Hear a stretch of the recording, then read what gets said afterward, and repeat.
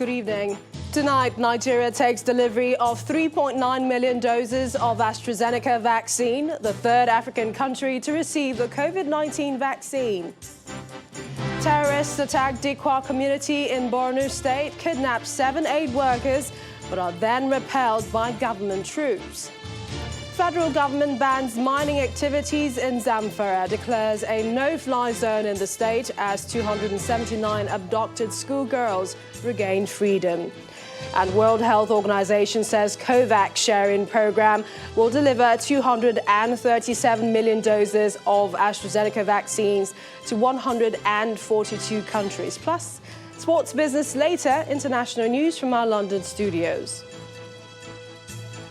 On business news tonight, Nigeria's Purchasing Managers Index reading turns positive in February, rises to 53.0 in latest report by FBN Quest.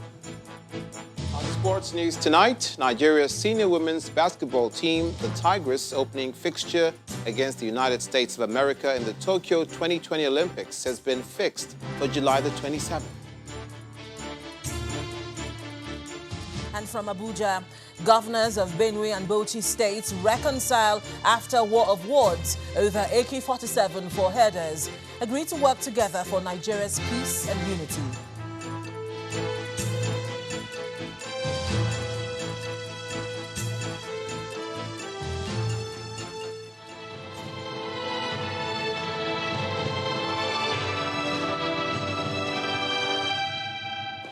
The long-awaited COVID-19 Oxford AstraZeneca vaccine finally arrived Nigeria today, with health officials taking delivery of the 3,924,000 doses. The vaccines arrived at the Nnamdi Azikiwe International Airport, Abuja, and was received by top government officials led by the Secretary to the Government of the Federation, Mr. Boss Mustafa. Mr. Mustafa, who is the chairman of the Presidential Task Force on COVID-19, told journalists that the vaccines are safe to be administered in the country, though the National Agency for Food and Drug Administration and Control, NAFDAC, is expected to analyze vials of the vaccine. Our correspondent, Gloria Mizuke, reports. Emirates Boeing 777 conveying the Oxford AstraZeneca vaccines arrived the Nnamdi Azikiwe International Airport, Abuja, just before noon.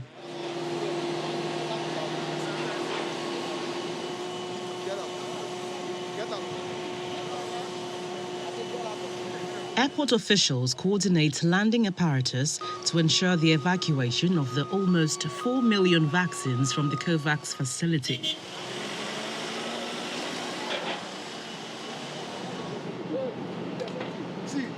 The consignment is handed over to the Secretary to the Government of the Federation, Mr. Boss Mustafa, who is accompanied by several members of the Presidential Task Force on COVID-19, as well as country representatives of various countries. He assures Nigerians that the vaccines are safe. They are very effective and efficacious, and that I would urge at the time of vaccination and deployment, if you fall into the category that will be vaccinated, make yourself available.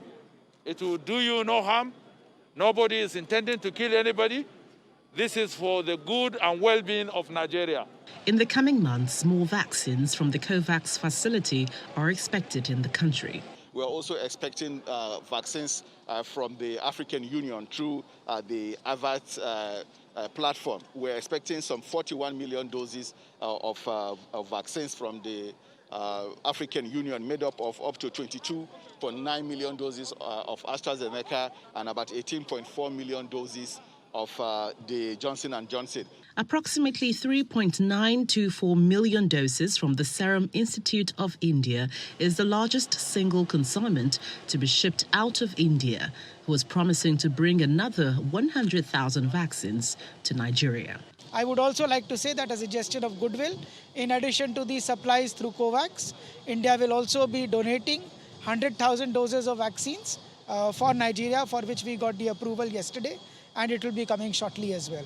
The consignment is shipped expressly to the National Cold Chain Facility for storage, while the National Agency for Food and Drug Administration and Control commences analysis ahead of the vaccination exercise this week.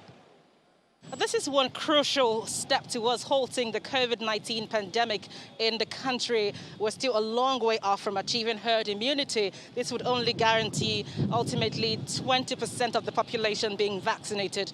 But what critically resonates at the moment is a further adherence to the non-pharmaceutical interventions so that Nigerians can remain safe in this period. From the cargo terminal of the Nnamdi Azikiwe International Airport, Gloria Umezuke, Channels Television News. Meanwhile, reactions have been trailing the arrival of the COVID-19 vaccines in Nigeria, with health authorities applauding the development. The president of the Nigerian Medical Association, Professor Innocent Uja, and the National Incident Manager of the Presidential Task Force, Dr. Mukhtar Mohammed, say although the arrival of the vaccine indicates the fulfillment of the promise made to the people, it doesn't rightly mean an end has come to the coronavirus pandemic. Now that we have got the vaccines and many more will come in, what will play out as a success is the way and manner these vaccines are being used and distributed so that many of our people have access. I'm happy to say that, to note that those who are at the front line, that's the doctors and other health workers at the front line, will receive the vaccines first, and then it goes to those who are 60 and above, and then, of course, those who have comorbidities of hypertension, diabetes, cardiac disease, and renal conditions, so that we reduce the morbidity and mortality as that are associated with COVID-19. This has been a very long journey. The PTF, in collaboration with the Federal Ministry of Health, as well as the National Primary Healthcare Development Agency, have been engaging with the global bodies, particularly the WHO, Gavi Alliance, and CEPI, to try to see how, in the midst of this rush to vaccines, that Nigeria is able to secure our fair share of this vaccine. There have been several discussions and negotiation in terms of the quantity, in terms of the order, which country gets its own first. And there has been a lot of pressure from our political leaders to ensure that Nigeria is not shortchanged in this process. Perspectives on what the arrival of the vaccine symbolises to Nigeria's fight against the coronavirus. We're now being joined on the news at 10 by a professor of virology, Professor Oyewole Tomori. Thank you for joining us on the news at 10. Professor, some Nigerians still have concerns about what they describe as possibly negative effects of the COVID-19 vaccine, what it might have on their health. Now, in a country where some people in the past rejected the polio vaccine, how will government convince such people on the safety, efficacy of the vaccines? Thank you very much. I think one of the first things to think about is that over 20 million people have been given this vaccine in other parts of the world, and we have not had any adverse effect or people dying. So that should give us some kind of confidence about it.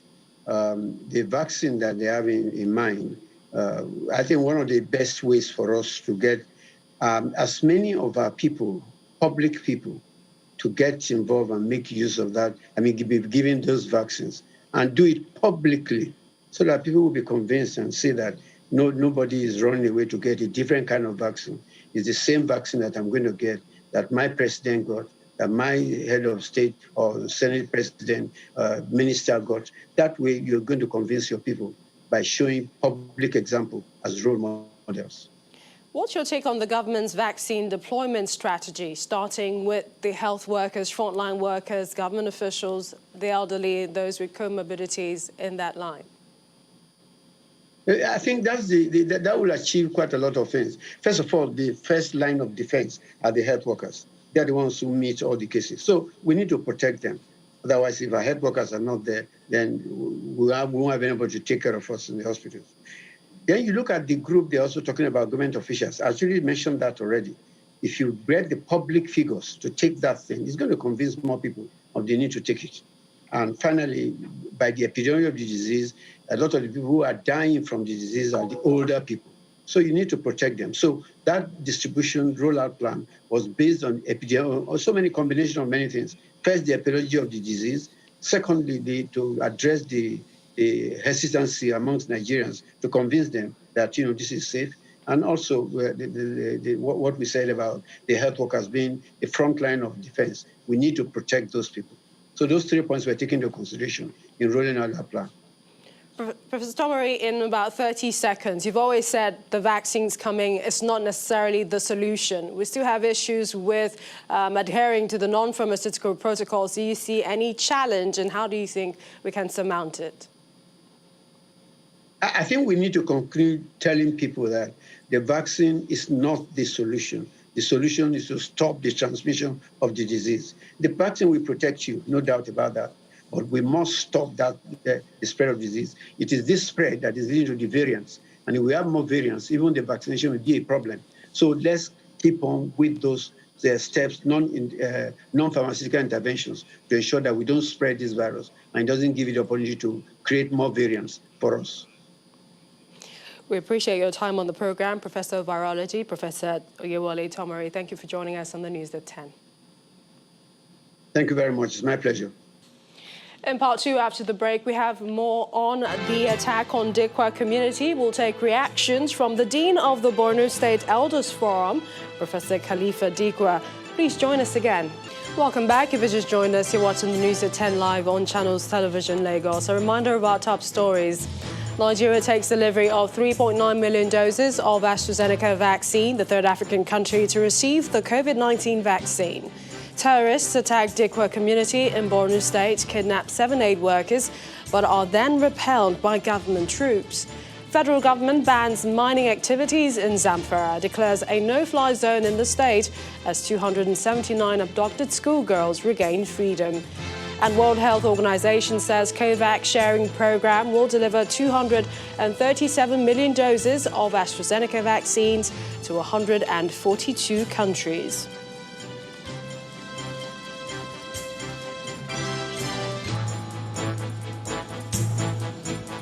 We continue with security. The Nigerian army says its troops of Operation Lafia Dole have successfully repelled an attack by Boko Haram terrorists on Dikwa town, which is some 90 kilometers east of Maiduguri, the Borno state capital.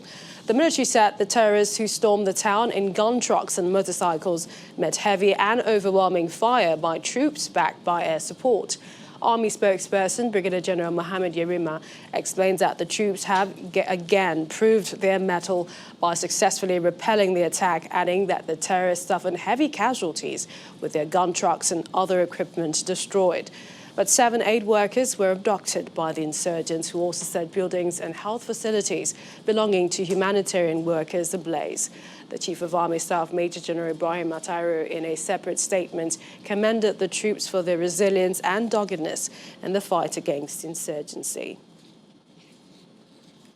Now, before today's attack in Dikwa, Governor Babagana Zulum had spent the weekend with displaced persons from Mate who were stuck in Dikwa despite the liberation of their town from the hold of Boko Haram insurgents. The Chief of Army Staff, Major General Ibrahim Matairu, had given Super Camp troops a 48-hour ultimatum to recapture the town, and that ultimatum yielded results. But reports of improvised explosive devices buried on the road by the insurgents is another setback to the armed forces and the civilians are now dealing with. The clearance operation in Marte was successfully completed on Wednesday last week, less than 48 hours after the Chief of Army Staff's marching orders. The success was recorded on the same day insurgents fired mortar bombs into the capital city, killing 10 and leaving at least 50 people injured. Over 35,000 people fled from Marte to Dikwa, following indications that the attackers were winning. The Borno State Governor, Professor Babagana Zulum, arrives Dikwa a day after the military announced that it had retaken Marte and remains there the whole weekend to build the confidence of the people. Governor Zulum has been talking to the affected population, calling on citizens to brace up and be resilient. We must be resilient enough. Otherwise, the entire state will be displaced. The recent attack will not deter this administration at all in ensuring establishment of civil authorities in respective LGS, in ensuring rehabilitation, resettlement, and the construction of the displaced communities in Borno State. The local people have sad stories to tell, but are nonetheless homesick.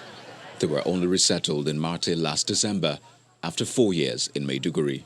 Security shike suna mu gargadi to don sun koyaushe muka gan su gam ba abun da zai samu mu yarda da su tare da muke zama amma su babu kam dai mutane wadansu zuciyan shi ya zauna ma wadansu ba su da zuciya suna so su fita shine abun da ya sa hankalin mu duka ya yashe. The people are eager to return, but the military have bad news for the people. The roads are now laden with explosives. There are some IEDs that were being mounted there. Maybe if they clear all the IEDs, then he is going to allow all the IDPs to go back there. Some 1,000 persons also fleeing from Marte had also proceeded to Ngala, where they have found refuge. The federal government, through the Ministry of Humanitarian Affairs, has responded by supporting the Borno state government with food and non-food items for the affected population.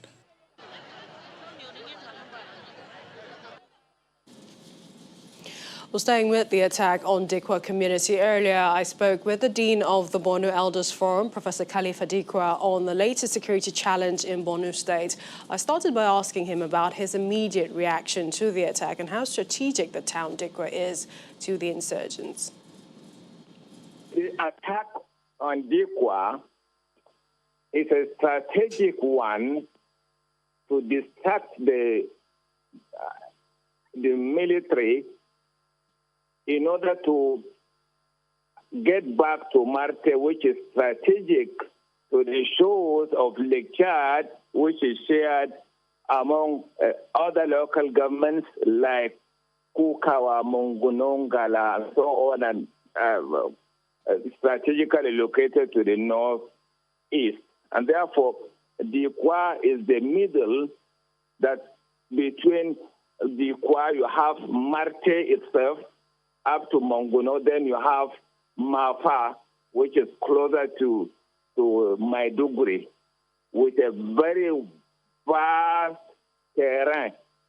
Access to it will give them an ample opportunity to infiltrate into Maiduguri via Jere and so on. Therefore, they would like to have the attack on Dikwa is basically for distraction. The Nigerian army says that its troops of Operation Lafia Dole repelled the attack by Boko Haram. Can you tell us if this was successfully done? Dikwa, there is what we call them a super camp.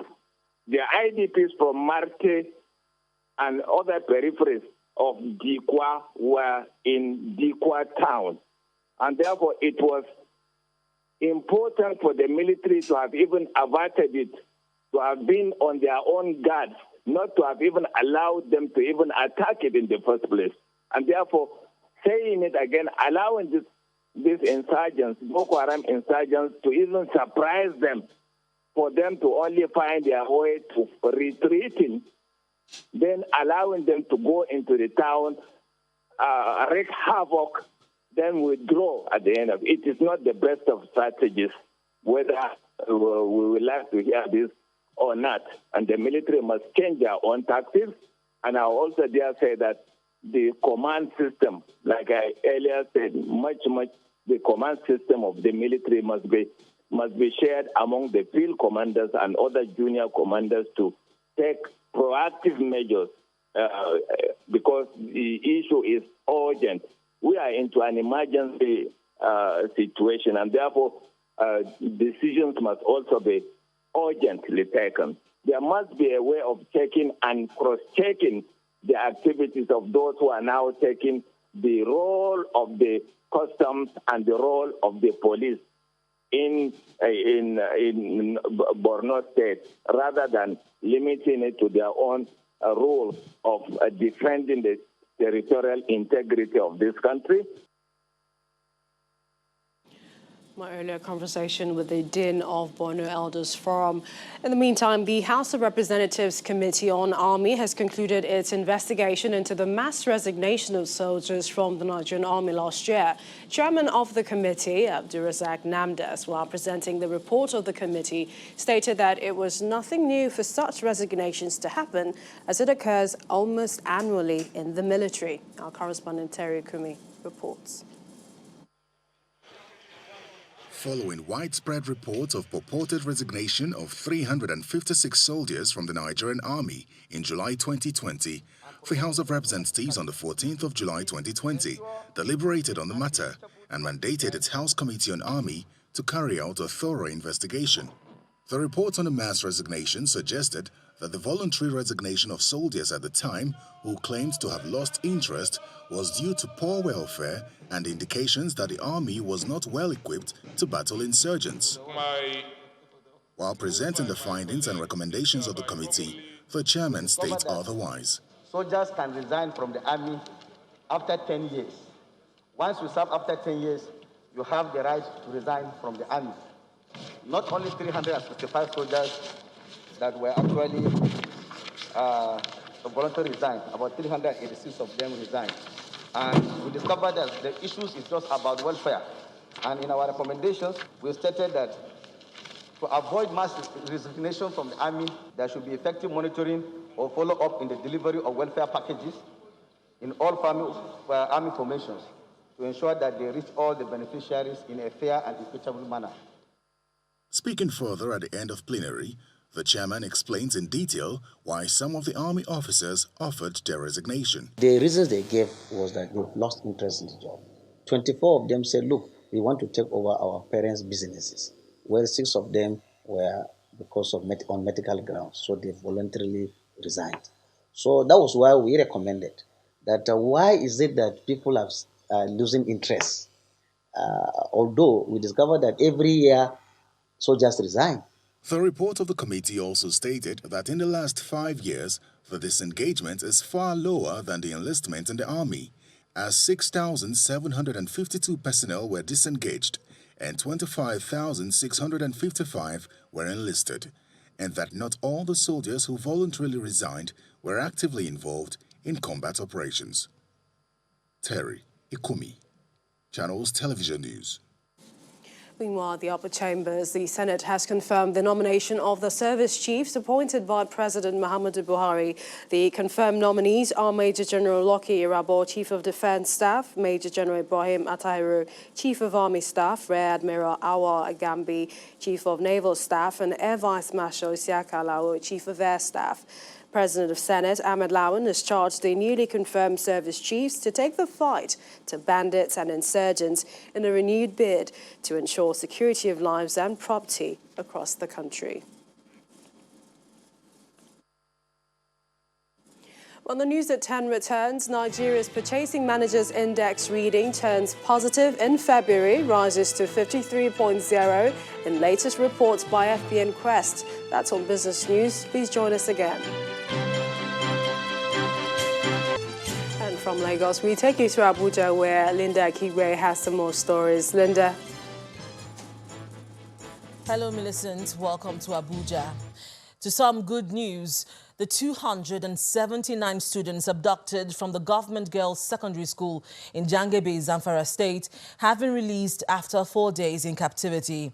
Zamfara State Governor Bello Matawale, who received the girls at about 5 a.m. today in Gusau, says they were returned safely without any ransom paid and they are in good health.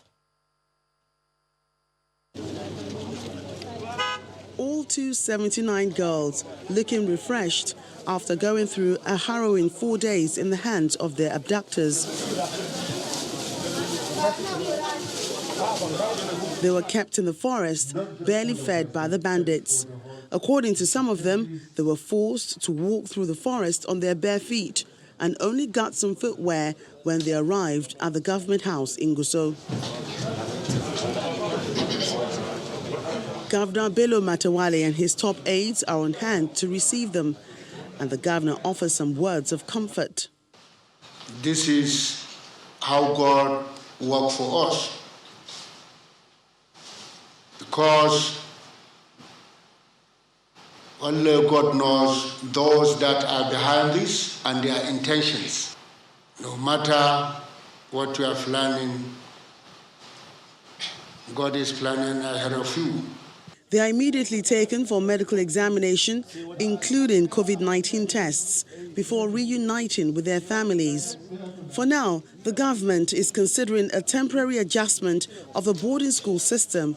One of the options on the table is to have only a day schooling system for all students. The school we are anticipating in hostile locations have already been closed long ago. I'm talking about the other 7 boarding schools that have not been closed, which this GSS Jangebi is one of them. So we are proposing to His Excellency to, instead of closing them completely, to convert them to day schools. Parents and guardians are already arriving at the state capital to pick up their wards. This is just a minor step back in the fight in ensuring girl-child education in the state and in the country at large. I want to call on parents not to be discouraged and not to give up. They should keep supporting their girl child to be educated. There have been similar abductions in the past, from the Chibok schoolgirls in Borno State to the Dapchi girls in Yobe State, the Kankara schoolboys in Katsina and the Kagara schoolboys in Niger State before this most recent situation. And many Nigerians hope that this will be the last of such incidents.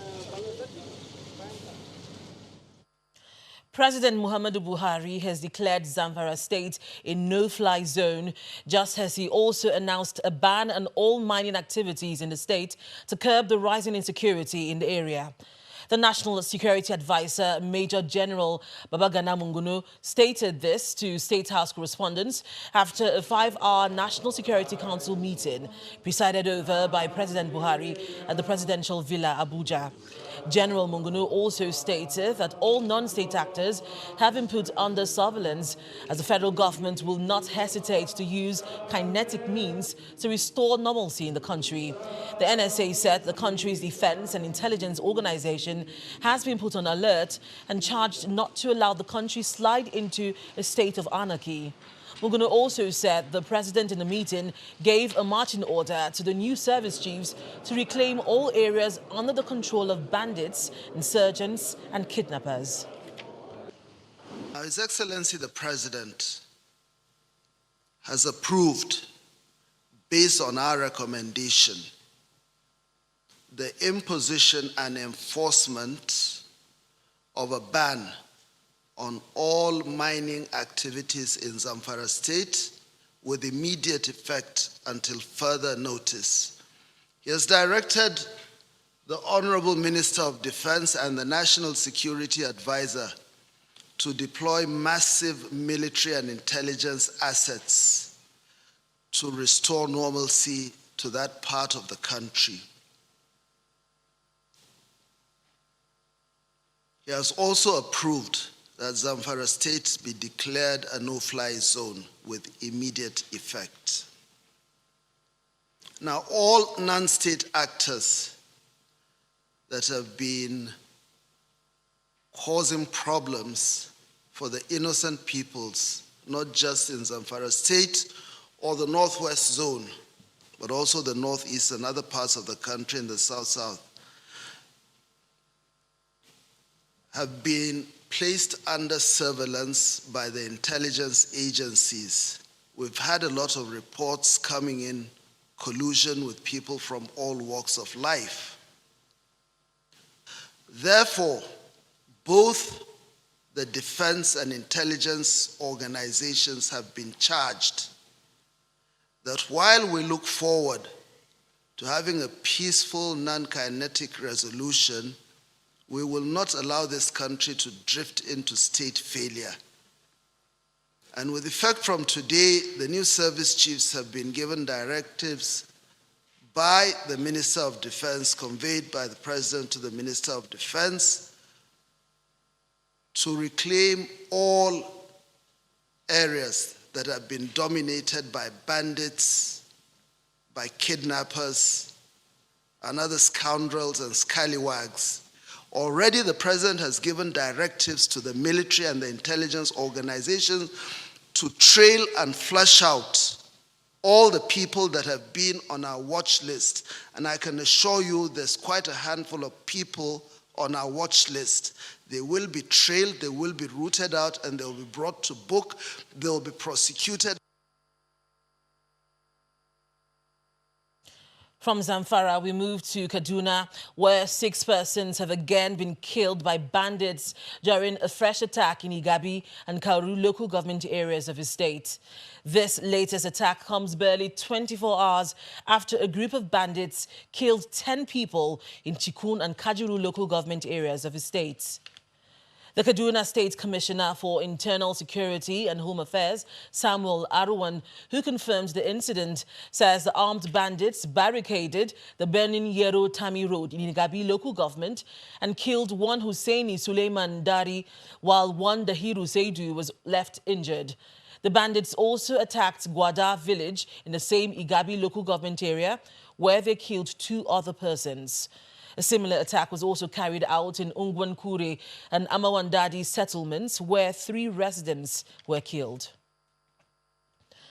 Benue State Governor Samuel Otom and his Bauchi State counterpart Bala Mohammed have reconciled their differences arising from comments made by the Bauchi State Governor on the bearing of arms by herders.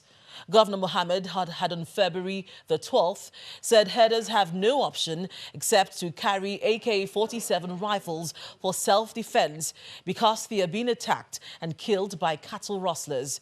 His comments infuriated Governor Otom, who responded by accusing the Bauchi governor of being a terrorist based on his utterances.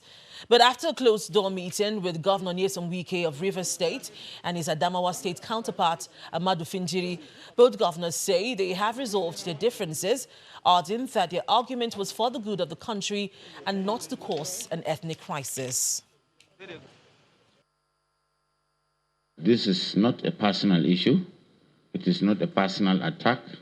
It is the issue of personal differences that has come to the public, and that we don't mean to divide the country, to divide our people.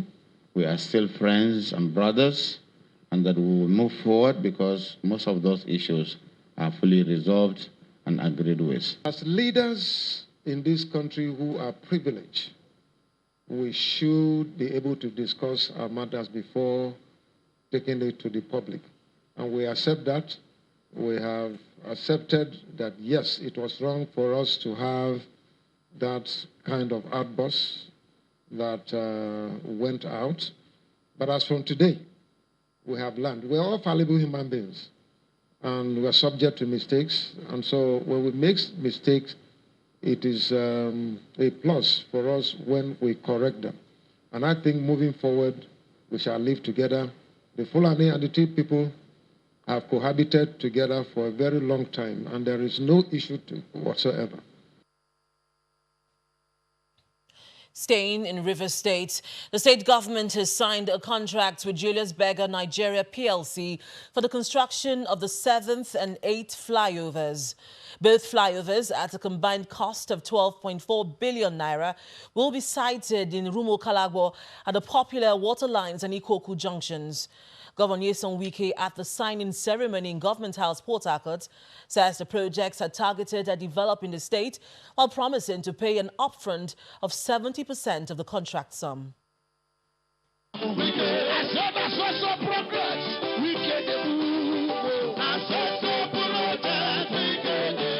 One day after commissioning the second flyover that has been completed by his administration, Governor Nyesom Wike leads guests and cabinet members to inaugurate yet another flyover. Measured at 842.58 meters, the Rumagbo 1 and 2 flyover at the popular 1st and 2nd artillery junctions in Obiakpo local government area is said to be one of the largest overhead bypasses in Nigeria.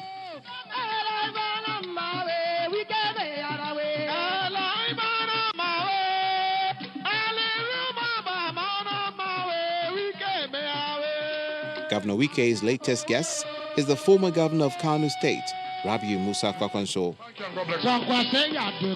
cheered by his supporters in Rivers State. The former governor urges Governor Wike to prepare for a national assignment following his achievements. I have seen the changes, the positive changes that you brought to the state since 2015. I want to say congratulations to you and through you, the entire people of this state. Now we are almost 6 years. We have just 2 years plus to be in government house here in Rivers State before, by the grace of God, you move forward for the national assignment.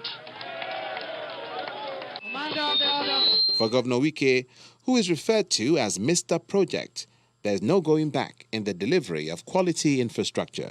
For me, Rivers State deserves the best. I've told the Deputy Governor and our team, yes, this is our second tenure, but we are going to work as if it is our first tenure. So in the next 1 year, we are going to commission another 5 flyovers to the glory of God. I cut this tape and declare this flyover, remote bar flyover for the use of the good people of Rivers and humanity. Bismillahirrahmanirrahim.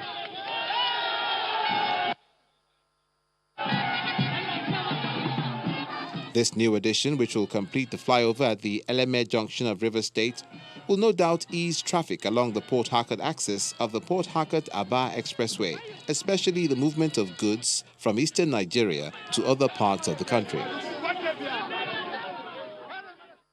That's all from Abuja. Back to you, Millicent. Thanks, Linda. And to politics, where the All Progressives Congress, APC, has commenced the process of reviewing its constitution ahead of the 2023 general elections. The National Secretary of the APC Caretaker and Extraordinary Convention Planning Committee, Mr. John Akpanu Duodehe, says the party's leadership believes that in rebuilding the party, there must be reforms that reflect the current trends and aspirations of the owners of the party, which they say is the people, the masses. He adds that the APC has grown quite large in the last few years and is poised to become the largest party on the continent with the ongoing membership registration and revalidation exercise. The 8-man committee that will review the party's constitution is headed by Professor Tahir Mamin. The World Health Organization says it will deliver 237 million doses of AstraZeneca COVID-19 vaccines to 142 countries by the end of May as it steps up the global rollout of its vaccine supplies. The timeline for delivery of doses made by AstraZeneca and India's Serum Institute will be split into separate 2-month schedules, according to COVAX, with the first in February-March and the second in April-May. Here's Simon Pusey with more international news and around the world in 5. Good evening and welcome to the Channel Studios here in London with your international news around the world in 5. New York's Governor Andrew Cuomo is facing calls from his own colleagues in his own party to resign after a third woman accused him of sexual harassment. This is a work of art. A photographer told the New York Times that the politician touched her face and asked to kiss her at a wedding. The 63-year-old denied touching anyone inappropriately, but apologized if his comments were misinterpreted.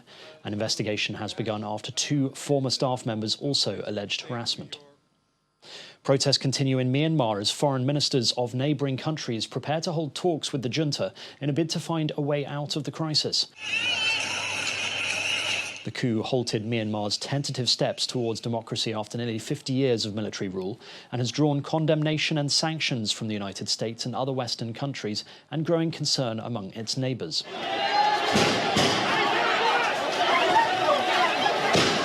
The protests come after the bloodiest crackdown that killed 18 people on Sunday. Hundreds of people have been arrested, according to activists, among them 6 journalists. The French government says older people with pre-existing conditions can now get AstraZeneca's COVID-19 vaccine, revising its original stance. Santé considère désormais, depuis aujourd'hui, the French health minister said that people can be vaccinated with AstraZeneca, including those aged between 65 and 74.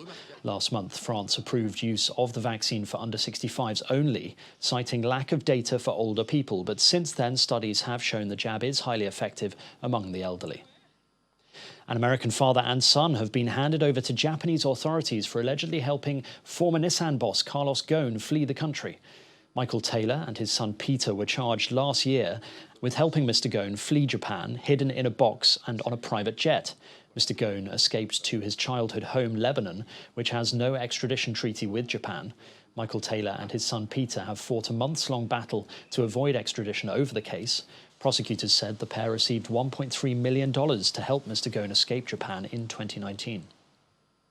Authorities in the Democratic Republic of Congo estimate that 92,000 refugees have arrived from the Central African Republic after election-linked violence erupted 2 months ago. Many of the refugees are sleeping in makeshift shelters in the open with little or no access to drinking water, sanitation and food. The UN Refugees Office is making progress with the registration of refugees to establish the exact number of new arrivals. Close to 40,000 refugees have been registered so far. The new Vice President of Tanzania's semi-autonomous islands of Zanzibar has been sworn in less than 2 weeks after his predecessor died. Othman Masoud Othman Sharif replaces Saif Sharif Hamad, who died last month, aged 77. No official reason has been given for his death, but it came nearly 3 weeks after his party said he had contracted COVID-19. Amnesty International has published a report accusing Mozambique's army, private military contractors and militants operating in the northern Cabo Delgado province of committing war crimes. The watchdog urged all parties to immediately stop targeting civilians and called on the government to investigate abuses. Last year, several videos emerged showing alleged soldiers carrying out abuses against suspected militants and residents. Mozambique has been battling an insurgency since October 2017, in which more than 2,300 people have been killed and over 600,000 others forced from their homes. Indonesia's Mount Sinabung has spewed hot ash to as high as 3 kilometres, its latest major eruption since August last year. No casualties have been reported, as officials urged the local people to refrain from doing any activities from at least 3 kilometres radius from the crater. Alerts for the volcano in northern Sumatra province has been placed at the second highest level. And finally, a painting by the former British Prime Minister Sir Winston Churchill, which was owned by Angelina Jolie, has been sold for £7 million at auction in London. A very distinguished holidaymaker is Mr. Winston Churchill, complete with sun hat on the shores of Lake Garda. The sale price was almost 4 times the top pre-sale estimate and beat the previous record for a Churchill painting, which was just under £1.8 million. The tower of the Kutubia Mosque, painted in Marrakesh during World War II, was sold to an anonymous buyer. Christie's auction house defined it as Churchill's most important work. Churchill took inspiration from the Moroccan city for the painting, realising the oil work followed the Casablanca Conference in 1943. And that's your international news around the world in 5. Now back to the Channel Studios in Lagos.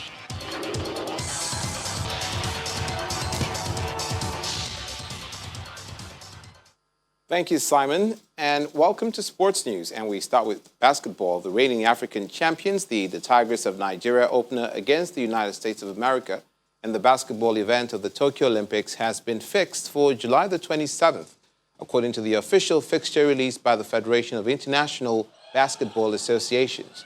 The reigning African champions who missed out of the Rio 2016 Games will be presented another opportunity to prove a point against the team they narrowly lost to at the 2020 qualifying tournament in Belgrade.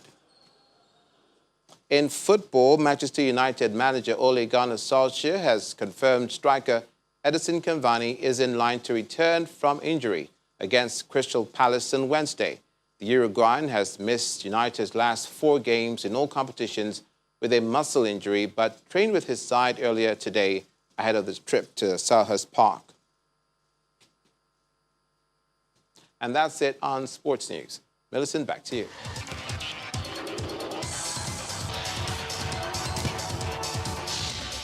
Thank you, Lumide. And news just in says bandits have kidnapped another set of 50 passengers this evening along the Tegina-Minna Road in the same Rafi local government area of Niger State. This is coming barely 2 weeks after 40 NSTA passengers were kidnapped and also released. We'll bring you more updates later.